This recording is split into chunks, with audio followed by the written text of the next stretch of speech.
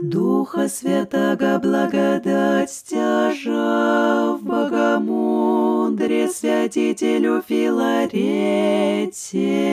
истину и правду разумом просвещенным людям проповедал еси, мир и милость сердцем умиленным, страждущим явил еси, яко учитель веры и страж неусыпный, паству российскую же злом правости сохранил еси, секу ради ко Христу Богу дерзновение имея, моли даровать и церкви утверждение и душам нашим спасение.